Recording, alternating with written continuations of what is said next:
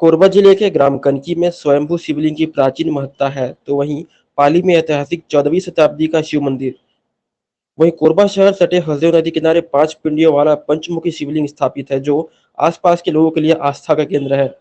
तो वहीं प्राचीन दृष्टि से महत्वपूर्ण पुरानी बस्ती में रानी रोड स्थित कमला नेहरू महाविद्यालय है, जो कि पूर्व में रानी धनराज कुंवर देवी का महल हुआ करता था।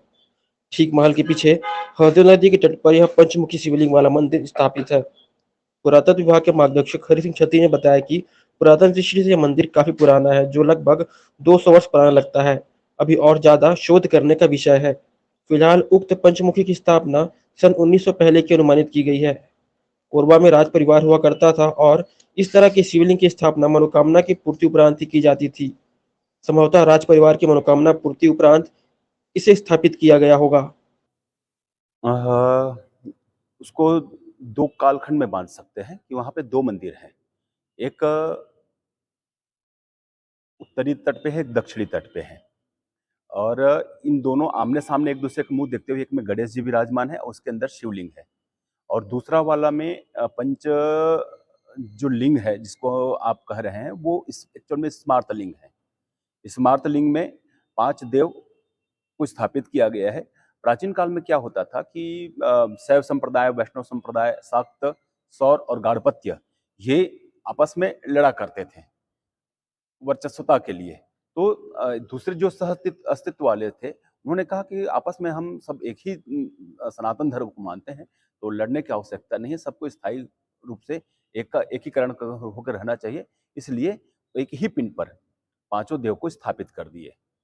तो ये एक सांप्रदायिक सौहार्द को बढ़ाने के लिए बहुत महत्वपूर्ण शिवलिंग है और इसकी प्राचीनता के कहें तो ये लगभग 400 से 500 साल एक मंदिर है और एक मंदिर जो है उससे भी प्राचीन हो सकते हैं।